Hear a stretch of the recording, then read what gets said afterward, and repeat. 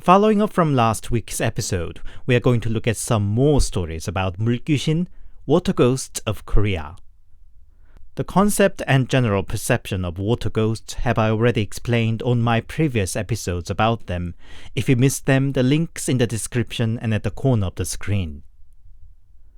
Water ghosts are said to be trapped in the water they are drowned in and can get freed only when they find the next victim to drown and replace their doomed fate. But as you can see from today's stories, the tactics they use seem to vary. Some use the classic honey trap method as with Siren or Lorelei. Some make you temporarily lose your mind with illusions, while others simply come out of the water to get you. So, here are 6 allegedly true stories from Korea about water ghosts, my summer special for you before you go on a summer holiday to rivers and beaches. As always, handpicked, translated and narrated by your host, Anthony.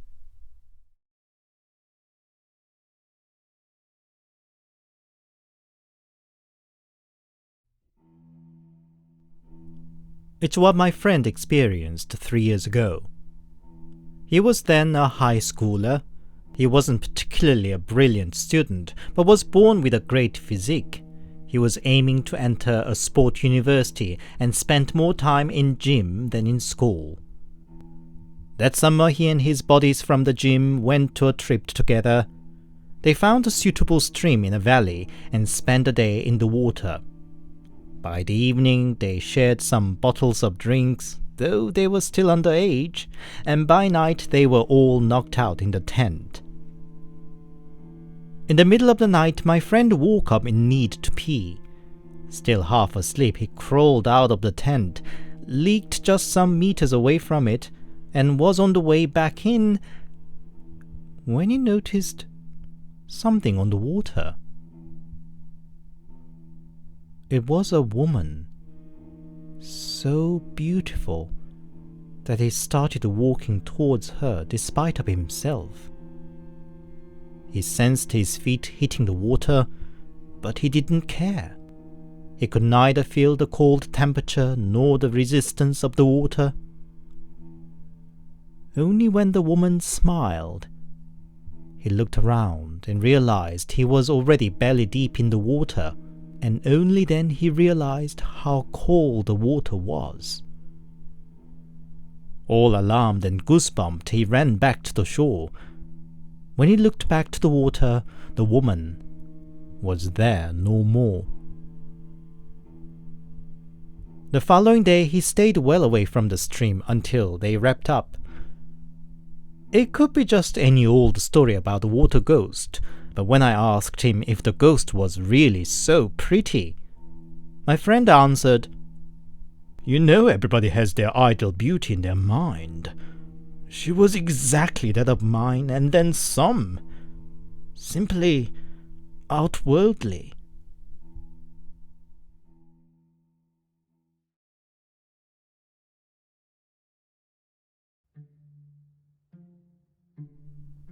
I think it's from my 2nd grade in primary school. That makes it 18, 19 years ago. I lived in a small country village. The bus service was sparse at best, so the village kids were organized to commute together, led by the 6th graders, walking through the narrow way across the field and over the hills. But one day I was detained after school because I failed to pass the times table test and had to walk back home alone. I actually enjoyed the long journey, looking out at the view and feeling the breeze. It was the golden hour of the early evening, but ground was still hot from the day's sun, and the air over the field was full of heat haze, even more than usual, I thought. Anyway, I reached the bridge over the river. It is a sizable river of about 15-meter width with a 2-tiered embankment. I don't know how deep the water is, but judging by not a small number of drowning incidents, I think it must have been pretty deep. And there, I saw something under the bridge. Something whitish was moving. I had crossed the bridge to get back home anyway, so I carried on walking towards it. As I got closer, clearer I could see what it was. My hair stood on end, and my mind was busy wondering what to do. If I should run away, or could I just run past it? What I saw there was a woman in white morning dress with her wet long black hair down, walking up and down the lower tier of the embankment. I could not see her face behind the hair, but I just knew it wasn't a human. I was scared to death, but could not decide what to do, and all the while got closer to it step by step, as if my feet had their own will. Now I was close enough to be able to make out the feature of her face, but everything was still hidden behind a curtain of her jet black hair, except for her red lips, as if she had put on the reddest lipstick in the world. Now I got close to her arm's reach. I was soaked with sweat and whole body got stiff with fear. Nevertheless, my feet were moving forward, step by step. And just then, the woman took a turn, and one stepped towards me. The corner of her red lips lifted slightly, as if to tell me to come closer. My feet took a step towards her. "Hey, kid, what do you think you are doing? Come on up!" A voice rang in my ears. A middle-aged woman, typical countryside lady, in a comfy work trousers and a basin full of stuff on her head, took my hand, lifted me from the embankment, and waved at me as to say, "Cross the bridge quickly." I ran for a few seconds and turned back, hoping for the middle-aged lady to accompany back to the village. But there were none.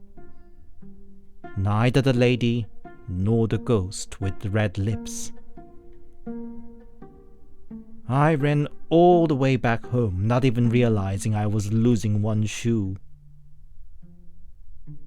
Only when I got home and could calm myself down a bit, I realized I didn't know who the middle-aged woman was.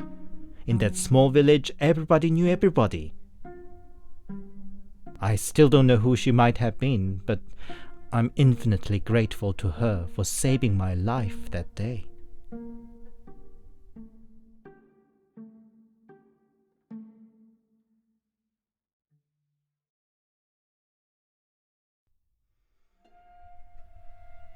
"22 years ago, I was 10 years old. One summer weekend, my dad took me and my younger brother to his fishing trip. Reaching the river by a sleepy country village in Pocheon, Gyeonggi-do, he had to drive around quite a lot to find a spot to park the car.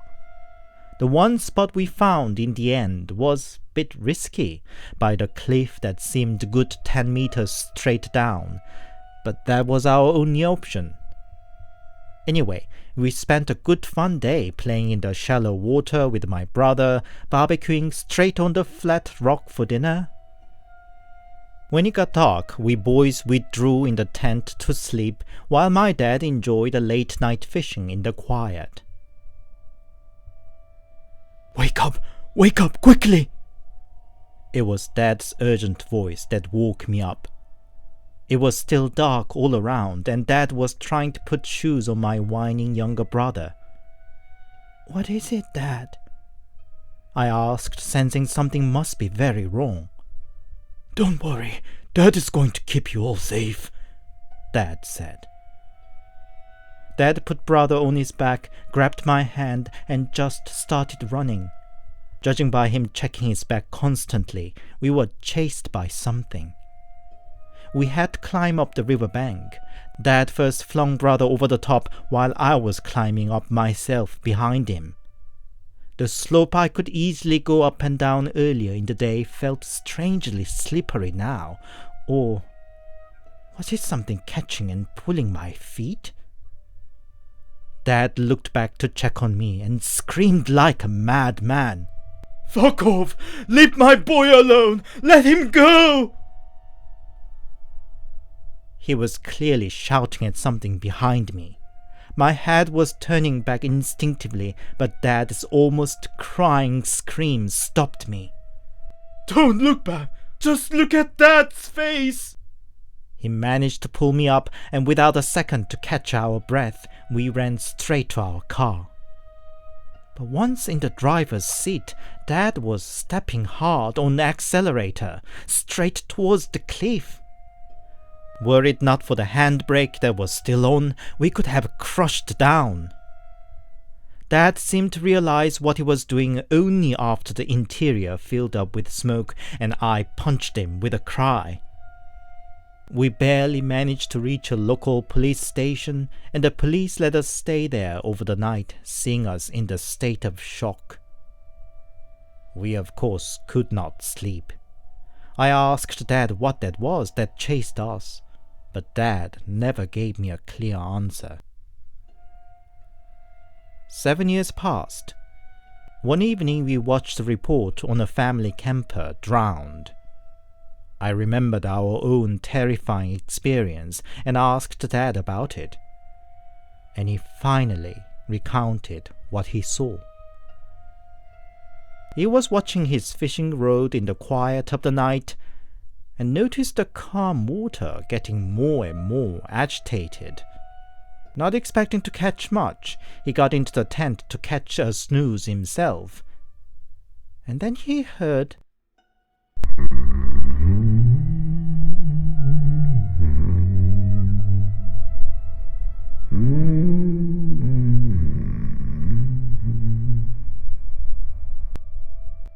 somebody humming from the outside. All day long, he didn't see anybody else around. And then he felt the bottom of the tent bobbing up and down as if the whole tent was floating over the water. He quickly went out to check what was going on and saw a man standing in the middle of the water. He didn't need to think twice to realize it wasn't a human, so dropped everything and just ran with us. Then what happened in the car?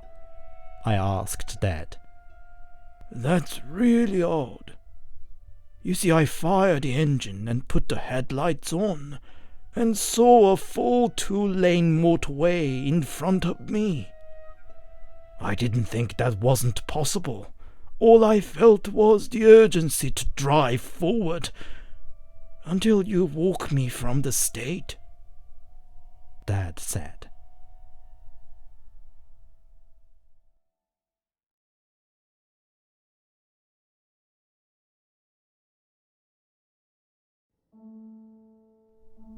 Some time ago, I went on a summer holiday with 4 friends from my high school. It was somewhere in Gangwon-do. Quiet and calm, shallow stream was overall ideal for us. First, we found a room nearby for the night. The owner of the lodging was an old lady, friendly and talkative, and she advised us not to get into the stream at night.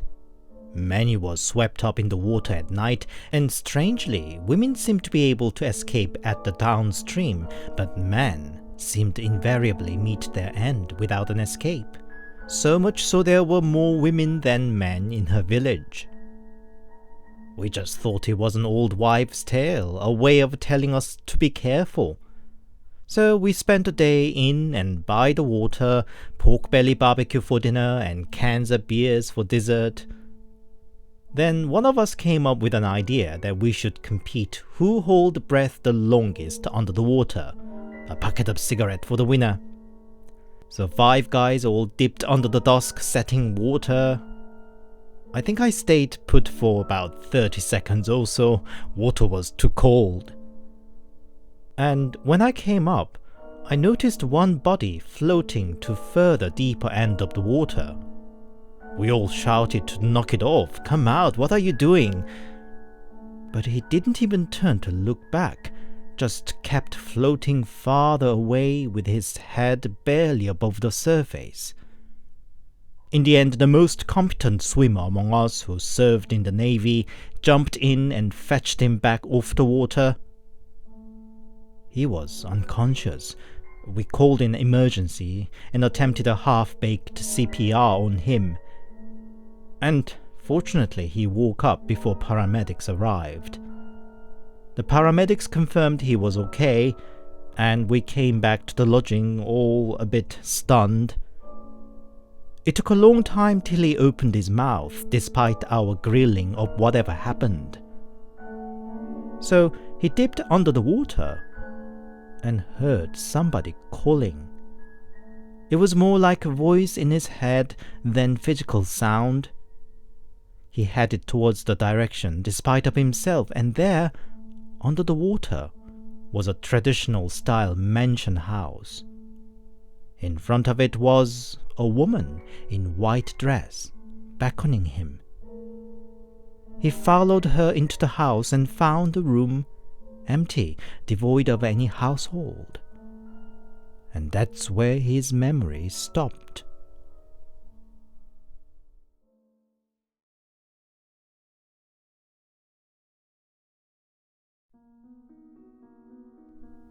I spent my childhood in Yeongju, a small city in Gyeongsang province. In front of my apartment was a small river, or should I rather call it a stream, because it wasn't small but pretty shallow. The deepest part of the river went just above knees of an adult. It flowed pretty slow too. And yet, every year at least one or more people drowned in that shallow water, and invariably about the same section of the river too. To prevent further fatalities, the city government came up with an idea to make the river even shallower by pouring concrete into the river bed. But the plan was soon scrapped, not because of the environmental concern, but because the river swallowed up concrete mixture endlessly, as if there was some hidden pit under the shallow water. One year, a young student went missing there, and her family hired a professional diver to find her body. And the diver was found the following day, drowned. A professional with all the equipment didn't survive the shallow, calm water. I myself witnessed weird phenomenon about the river, and recently too. I have 6 buddies with whom I spent my entire teenage years together. One of them, I'll call him Yongsoo for the sake of the story, was particularly a gentleman who never got involved in arguments or swore once. Now, we've all become adults, and we had a reunion when I visited the old town. We got all nicely tipsy after some rounds of drinks, and were walking by the river. Yongsoo, who doesn't drink often, was a bit sluggish and behind us. Suddenly we heard a loud splash and found Yongsoo was in the water. We all just laughed at first. "What are you doing there?" "You idiot! Come out now!" And so on. But something was odd. In the knee-deep water, Yongsoo was floundering all over. Still, what could happen in that shallow water, we thought, and just stretched out our hands to him from the river bank. "Stop the nonsense! Come, hold my hand!" But Yongsoo seemed not even noticing us at all. In the end, one of us jumped in and tried to pull Yongsoo up, but Yongsoo pushed the help away. "Let go, you son of a bitch!" Yongsoo shouted and continued swearing. We were all stunned. It wasn't like Yongsoo we've known for a decade. We managed to pull him out of water with a struggle in the end. And once out of the water, "Why am I all wet?" was Yongsoo's question. Apparently he didn't remember that he fell into the river and how weirdly he acted out just a moment ago. I hear a water ghost needs a next victim to get freed from the water that imprisons it. That's why it's so desperate to lure you in. I'd recommend not to get too close to water, especially if you're drunk.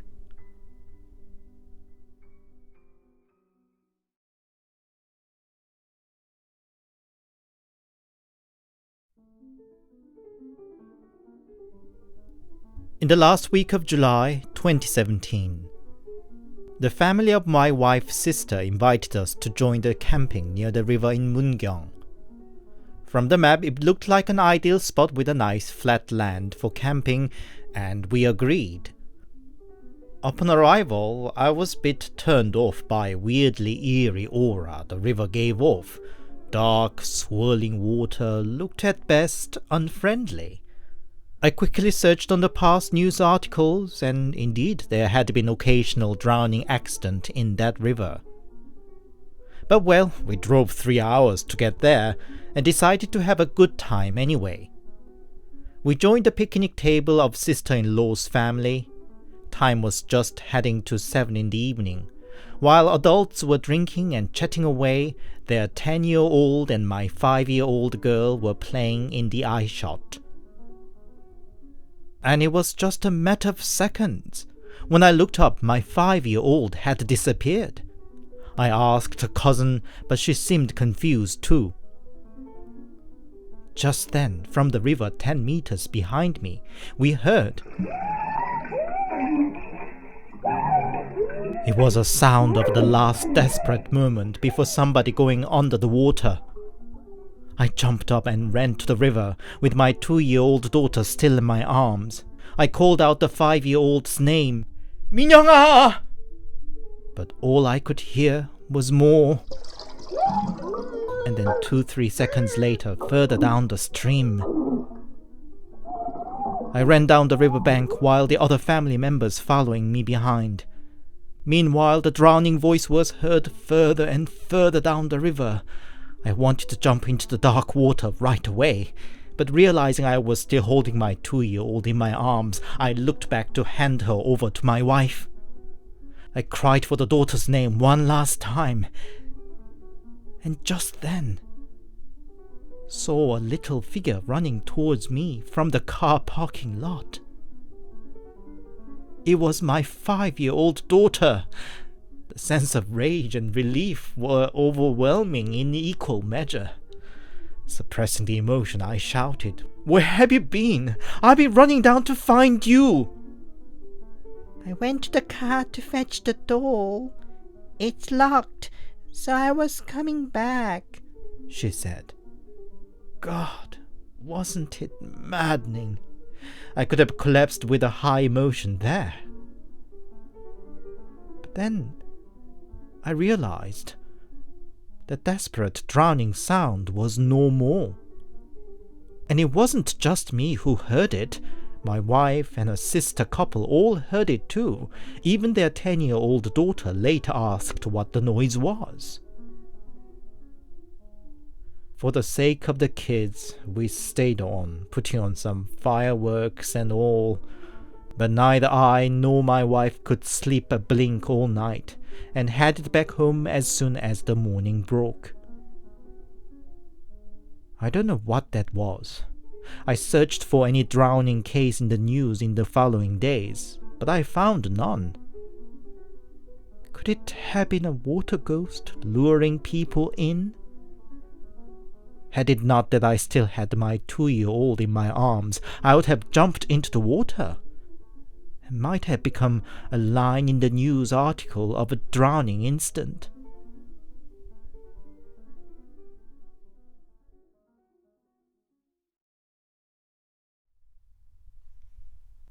Hi, it's Anthony here, and thank you very much for listening. I hope you enjoyed today's stories. Now, do you still dare to jump into rivers and sea after listening to all these water ghost stories?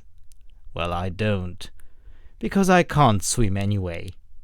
I hope you all have wonderful summer and holidays, but use your common sense and stay safe. You've been warned. If you enjoyed my video, please help it beat the YouTube algorithm by giving it a thumbs up and a comment, and by subscribing to my channel. If you'd consider a more direct support, I also have a Buy Me a Coffee account. The link's in the description. Buy Me a Coffee supporters will get the access to my new video a week before everybody else. Thank you. I'll come back with something different next Sunday. Have a wonderful week and take care.